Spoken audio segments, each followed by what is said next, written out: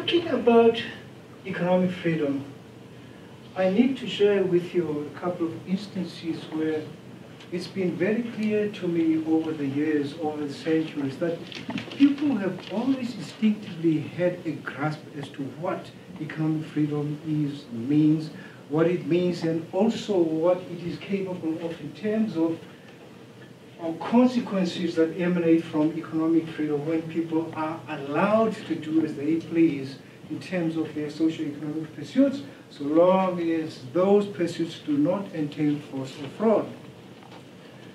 In 1680, a mercantilist prime minister in the court of King Louis XIV, by the name of Jean-Baptiste Colbert, summoned a group of merchants.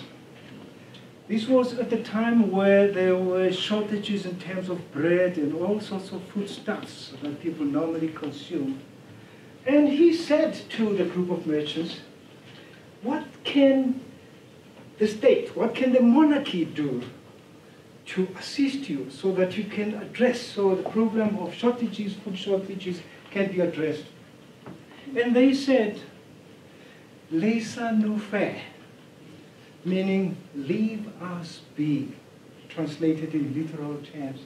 Now, that response is pregnant with meaning in terms of how the merchants understood the meaning of freedom and the consequences of freedom, and the fact that when people are allowed economic freedom, they are able to reach aspirations, realize aspirations that they aspire to, such as, for example, getting richer, such as being more productive, such as being able to produce more goods and services for the people at large to consume. This is where the term laissez-faire comes from. It comes from that moment when there was that encounter between the mercantilist prime minister at the time. Now, this was during the reign of King Louis XIV, as I've explained. And so the prime minister in those days should not be seen the way the prime minister is seen in the conventional democracies. This was a state-appointed sort of prime minister, not state-appointed, state-appointed by the monarchy. Then, fast forward to 2010, 17th of December, in Tunisia. Mohamed Bouazizi, 26-year-old ex-student, had been looking for work, couldn't find work. And so he decided to embark on an informal business enterprise operating a vending sort of service that was selling all sorts of goods and services. He was for a long time on the receiving end of harassment by law enforcement officials. At some point he had had enough and he decided to set himself alight. And he died an agonizing death a couple of months later. Now, what Mohamed Bouazizi, picture his frame of mind at the time, he must have been saying to himself, what's wrong with the government? Here I'm doing something that's going to address my socio-economic situation. I do not find work. I need to look after myself and the family and my parents, everybody, my siblings, everybody. And here, I'm selling goods that people want. And here the government is coming in a heavy-handed manner. It's violating my economic rights, my economic freedom. Let me just move back again to 1991. When I went to Moscow, at that time the country was awakening from the socialist slumber. And the driver was taking me around, who was also my translator that I had hired, said to me, "Tema, no economy here." That sums up what the state of the economy was at the time. But anyway, at some stage, emerging out of the hotel, I was looking around for any form of economic activity, and I chanced upon a group of people that were selling all sorts of things. And there was a man who was selling loaves of bread, and I was monitoring him.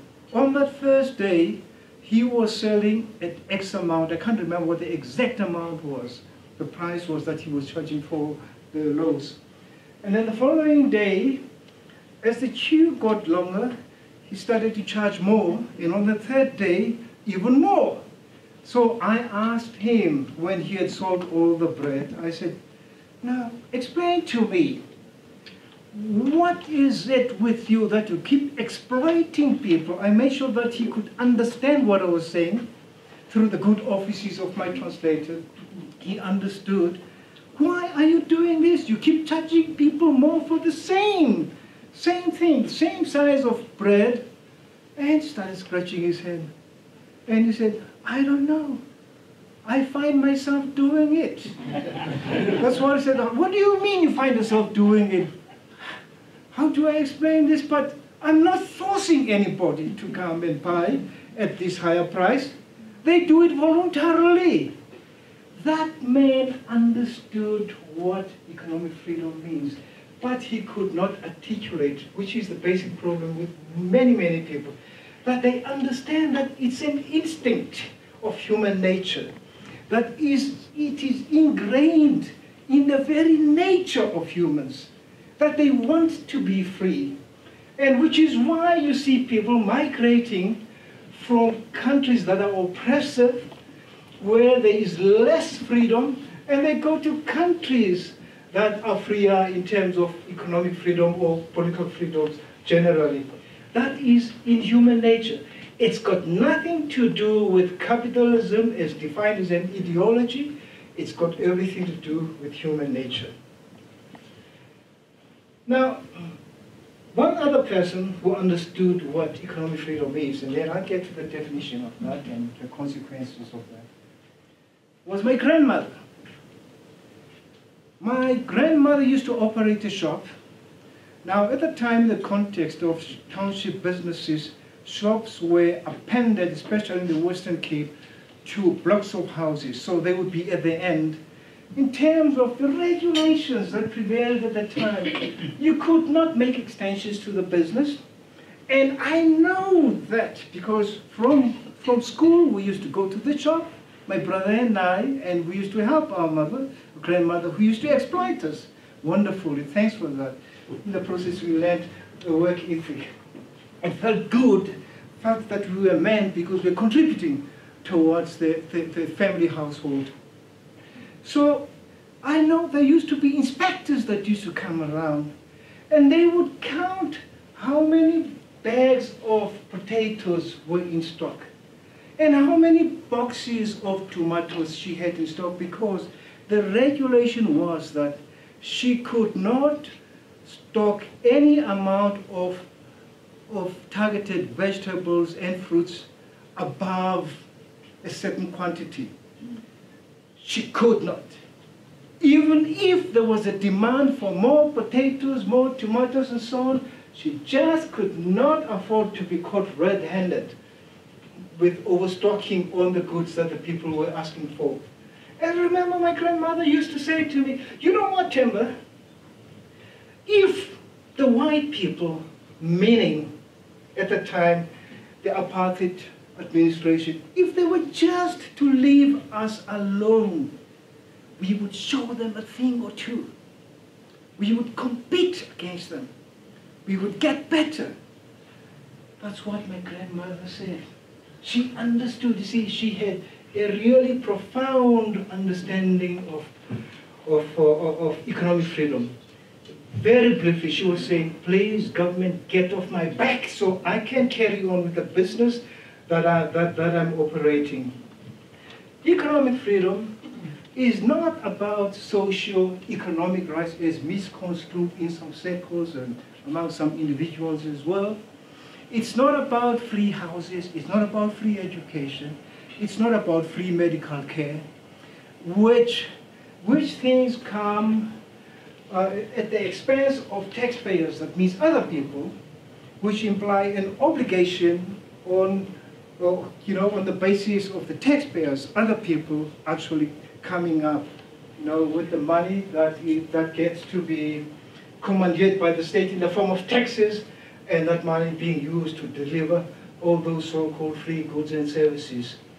It's not about that.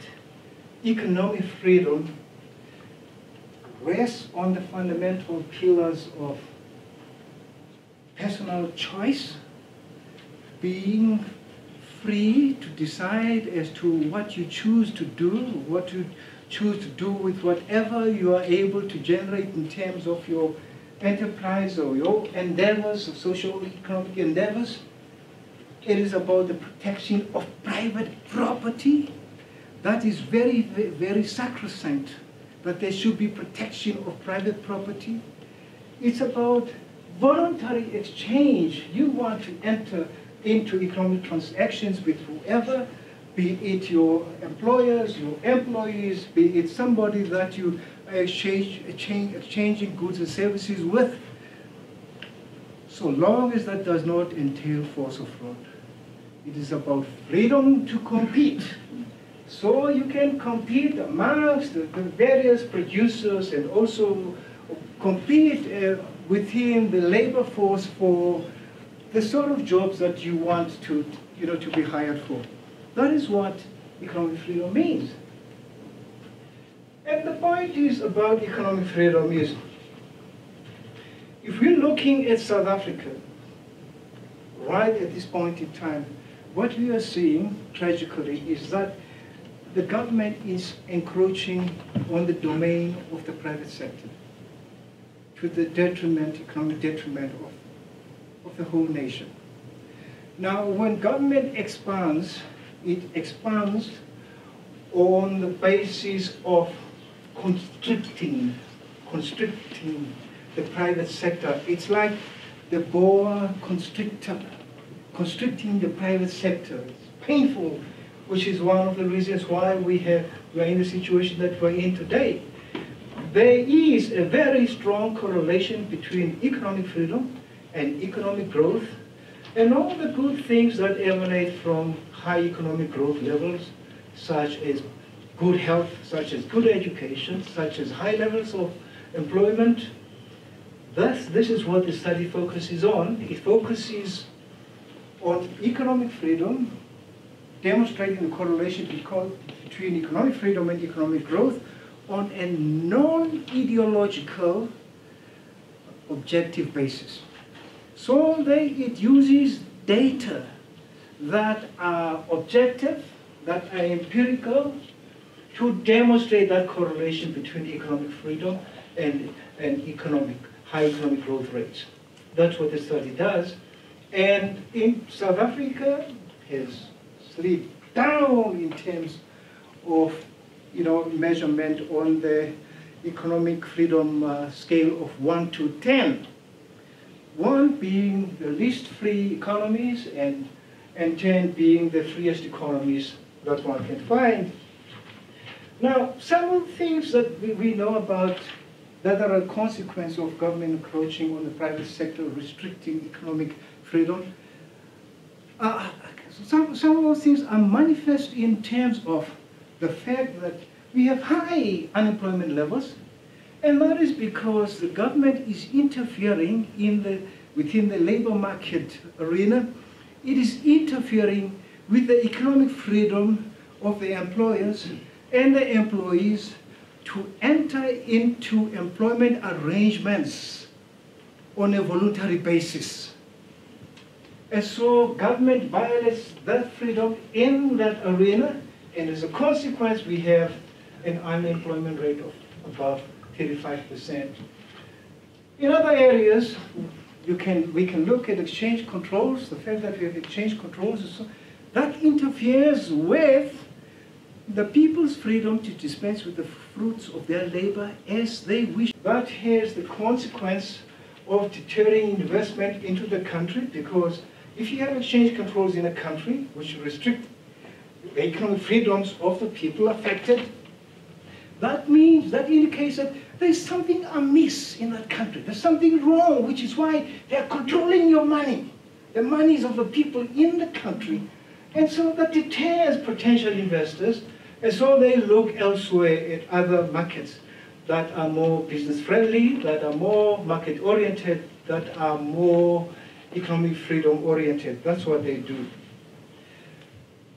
Now, what one of the things that gets mentioned from time to time, and for us to understand how our case is such an isolated and dismal case in the context of sub-Saharan countries, is the fact that the economy is contracting.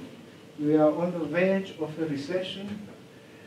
And the thing is, when you ask politicians about this, and at times I've been asked this question when I've been with Leon doing presentations to parliamentary committees, they say, how does one account for the fact that we have a dismal economic situation in this country? And I say, read the book.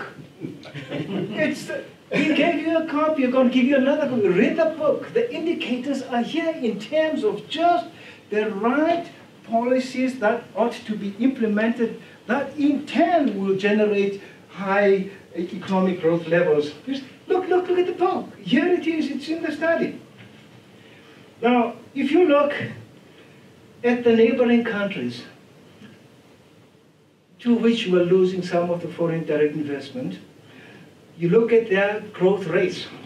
You will find, for example, Ethiopia in 2014 was at 10.3% economic growth rate of the country. 10.3%. We are contracting. And then Mozambique, 7.4%. That's our neighbor. Zambia, 6%. Rwanda, 7%. Tanzania, 7%. Earlier on, we had a meeting with one of the radio interviewers, and she said, I come from Kenya, and every time I go to Kenya a couple of months, I find Nairobi changed. I find skyscrapers coming up, residential apartment blocks being constructed. Sometimes I get lost, you know, in terms of where I want to go to, even though I was born there and grew up there. Now, we need, this is especially for the politicians, and then Leon, Eustace, I'm going to hand over the reins to you. The Chinese are very fascinating in terms of how they adopted the most radical free market economic freedom reforms in recent years or over the years in areas designated as special economic zones. We know that it was Deng Xiaoping who ushered in the reforms, but it is encouraging as to what the current premier is doing and what he is saying and what he's implementing in terms of what he is saying. He is embarking on policies that seek to widen the SEZ, Special Economic Zones experiment, meaning widening the free market experiment, economic freedom experiment. Thus, the Premier of the People's Republic of China, Li Keqiang, says, reforming is about curbing government power. It is a self-imposed revolution. It will require real sacrifice, and it will be painful. Yeah, this is the Chinese leadership that's at the helm of these reforms. You know, they've got the courage of the convictions. They know what is to be done. They are very pragmatic. Even though they talk about still subscribing to socialism with Chinese characters, they do the exact opposite. They do the exact opposite. I was listening the other day on TV, the Chinese television, CCTV or something, whatever, and there was a Chinese official, high-powered, being interviewed during the Congress of the Communist Party. And he said in English, today, we are allowing exploitation in order to ban it tomorrow. And I thought to myself, these guys are so smart.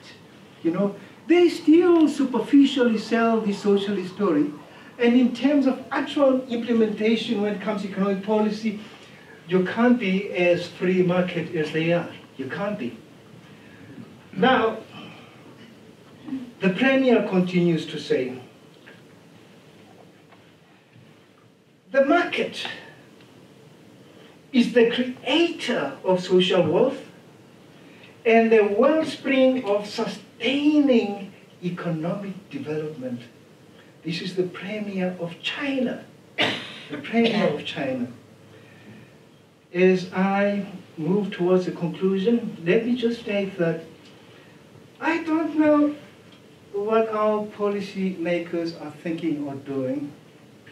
For them, all they need to do is to look at what is happening in China and look at what is being implemented, never mind the socialist, communist rhetoric, but actually just focusing on what is being implemented. And they will find policies being implemented that are informed by the concept of economic freedom, which means free markets. Mandela said the following: as I moved around the world and had the opinions of leading business people and economists about how to grow an economy, I was persuaded and convinced about the free market.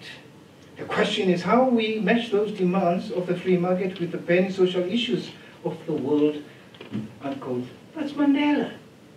The thing about Mandela is the fact that he was such a very pragmatic person, non-ideological. I know at some stage he was a member of the Communist Party, it is alleged. I know that it was tended to embrace nationalization policies, so, but he woke up, having come out of prison, having looked all around the world, and he said, this is what works. Which explains why, at some point, he decided the word nationalization should not be in any of the government's statute books. That's what he said. That is Mandela. Now, if you ask me as to what is going to happen, what prediction can I make, given the abundant evidence in terms of the correlation between economic freedom and high economic growth rates, and you ask me to indulge in some crystal ball gazing in terms of what's to happen going ahead, I am quite pessimistic. I know my colleague Leon tends to be an optimist, and I tend to be pessimistically oriented. I look at the problems, and I say, how can this problem that is crystallizing, how can it be undone? What needs to be done, and so on. That's always my approach. And I must say that I think things are going to get worse in terms of government policy that encroaches on the private sector. And the unemployment situation is going to get worse. Because the thing is, it is my view that the people at the helm of government, the policymakers, they seem to be ideologically driven. They're driven by ideology and not pragmatism. And I base my pessimistic predictions on that. And on that note, I'm reminded of the words of Shakespeare uttered through Mark Antony. O judgment, thou art fled to brutish beasts, and men have lost their reason. And for me, these words characterize the caliber of the policymakers at the helm of government today, sadly. Thank you.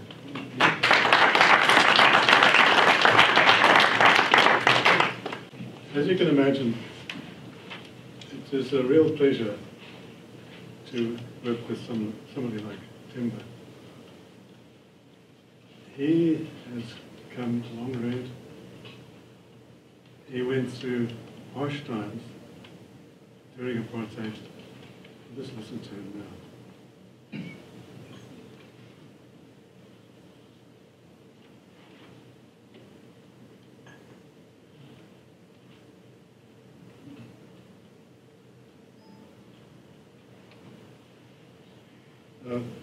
I'm going to show you the figures that result from the study that Tim has been talking about. And I'll start with showing you the results. I talk about quartiles. You divide the countries up, 4 divisions, most free, second and third, least free. And South Africa, I think, is now in the 3rd division. And just look at the difference in incomes, capital incomes. Now, as Tema says, the government, don't they look at these figures? We send them the books. I bet they don't open them. But if they do, can't they decide that this is something that they should be doing? A country like Mauritius, what they did, they looked at the figures. They looked at all the figures, that studies that were done. They changed direction. And you'll see just now where they are on the economic freedom scale.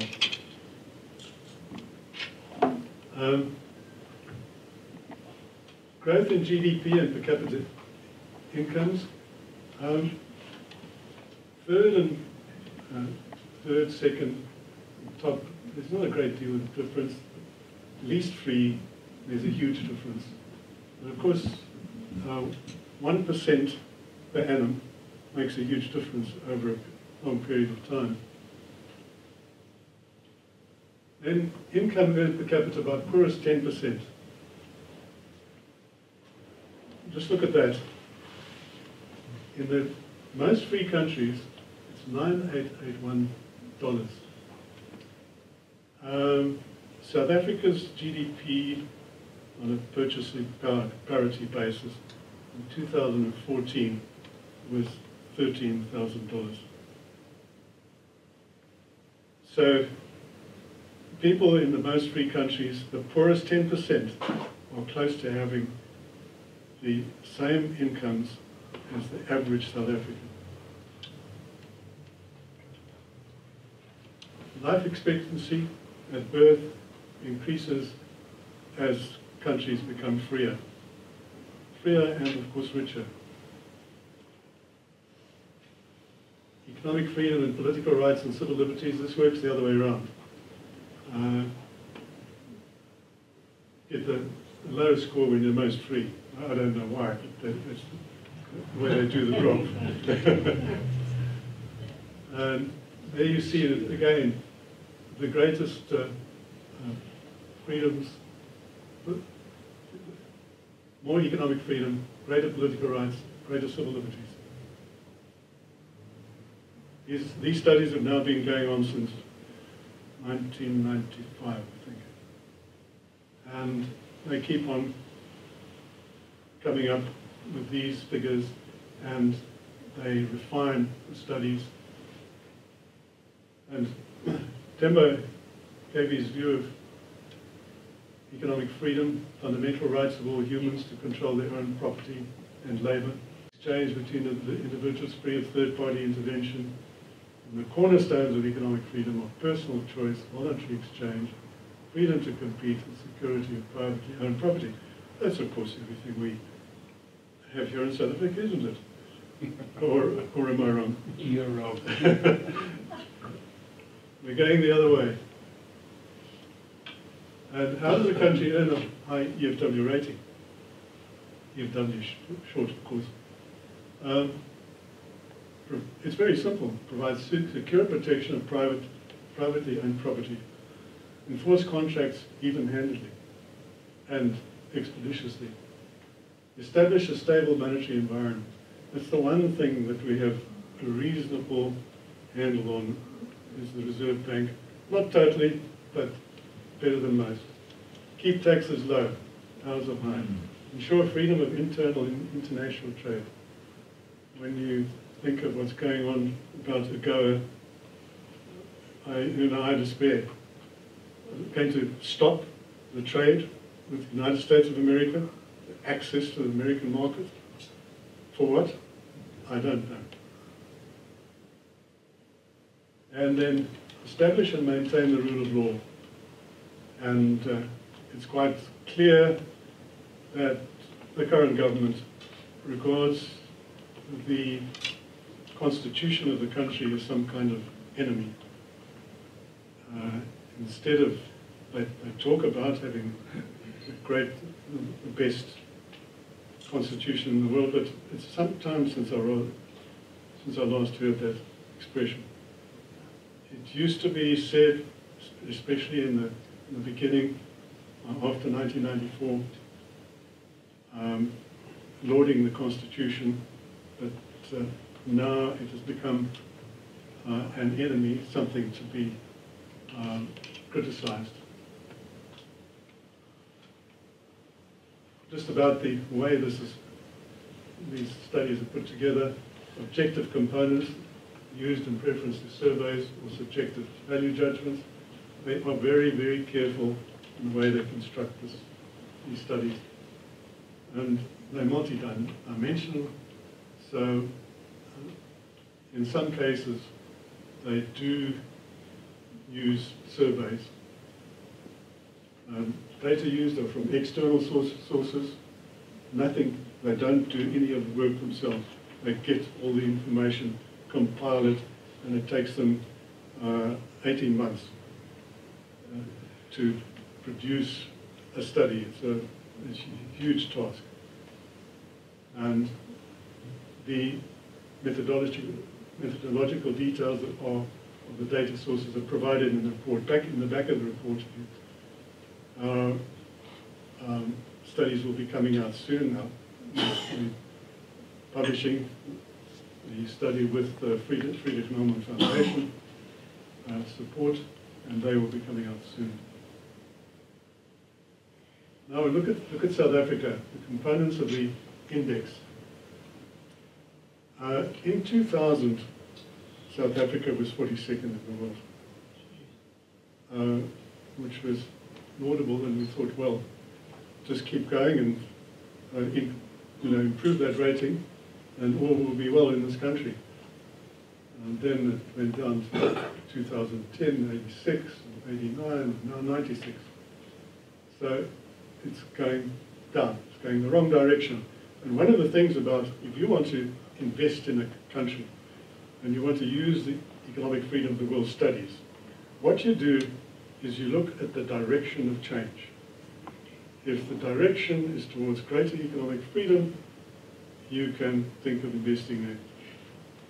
So for instance, Mauritius, you could see the direction Mauritius was going just by looking at these studies, and an investment in Mauritius would have paid dividends. And I'm going to be showing you Chile as well. The same thing happened there. One of the worst things that the government is doing is crowding out the private sector, as Temba said, with going down from 6.45 to 5.53 now in 2013, the rating. This has become a bit skew. I don't know how that happened. But the legal system also problematic. Sound money, the only one that is showing improvement. International trade, down from 2000.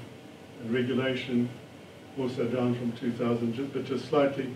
But if you look at the detail, that's where the problem comes in.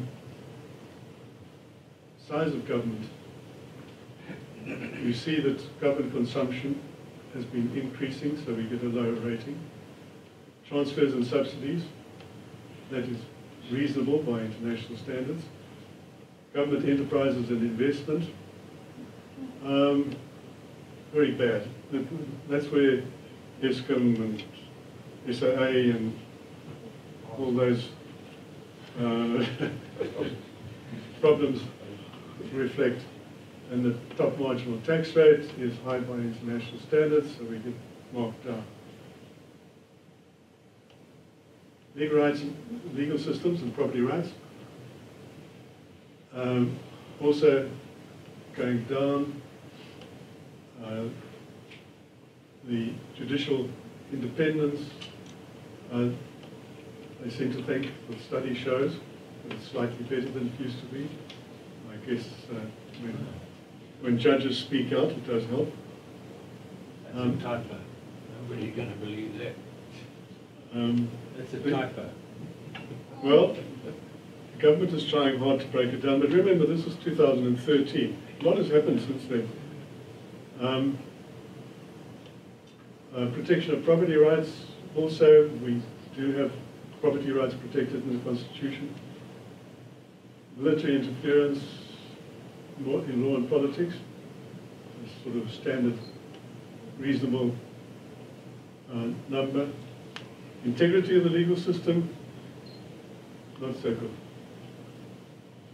Legal enforcement of contracts, not so good. That because of the long delay in having the court case finalized when there's a dispute over a contract. Restrictions on sale of property, fairly reasonable. Reliability of police, bad mark. The purple ones are a disaster. Business costs of crime, very bad.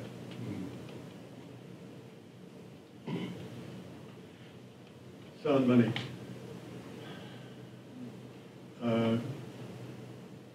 Improvement, deterioration, improvement, but one of the best scores. Money growth handled fairly well. But recently seems to be slipping. M0 is growing too rapidly right now. And we're probably going to get a worse score in the future. Standard deviation of inflation, well, that stays around about 5, 6. So that is good. Inflation most recent year, also reasonably good. Freedom to own foreign currency bank accounts is a no-no as far as the regulations in South Africa are no-no from an economic freedom point of view. Freedom to trade internationally. The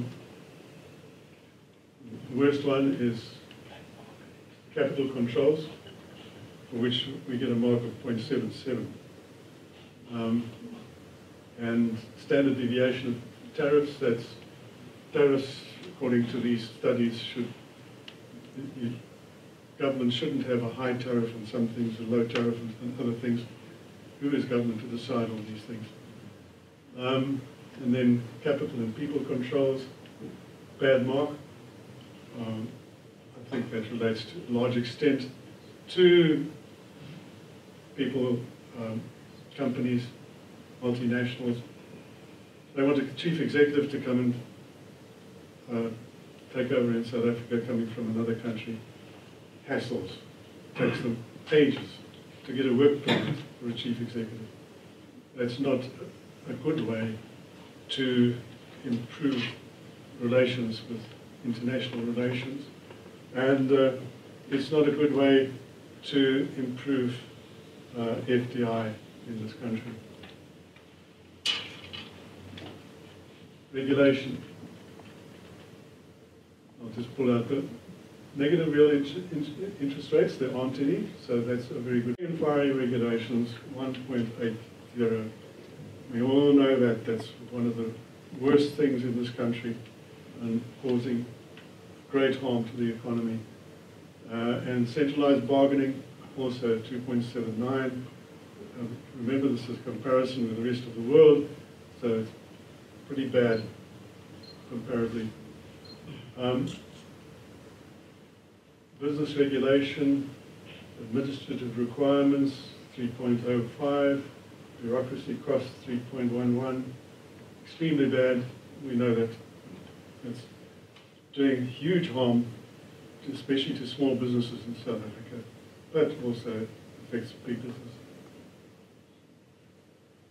And bribes, 5.32. Now let's look at Mauritius.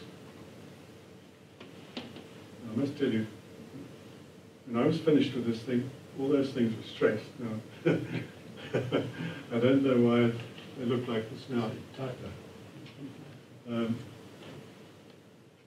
Mauritius overall, in 2000, a rating of 7.57 and 22nd in the world. Now, rating of 8.08 and 6th in the world. And they deliberately went out to improve the ratings and the rankings, improve conditions in the country, make it more attractive. And it's a tiny island out there that's far away from everybody. and they are multiracial, and they have overcome that kind of difficulty that could have been there. They worked together. I was there in 2006 and discussed this with many people, and you could see this coming, that they would be a freer country and they would benefit from it. If only South Africa was doing the same thing. Legal system and property rights, 6.55, not so good, and regulation also declining slightly. I think they've had a change in administration, and I think, depending on how things work out, they might be going a little bit in the wrong direction. Chile, 10th in the world. They were 33rd in 2000, and set out to improve conditions in the country. They're very well known for privatizing the pension, the state pension, which was a massive undertaking and very well concluded. Now, top and bottom 10 countries. Let's look at them. Hong Kong, Singapore, New Zealand, Switzerland, UAE, Mauritius, Jordan. Interesting to have Middle East countries there. Ireland, back on track again. And Canada, and Chile and UK sharing 10th spot.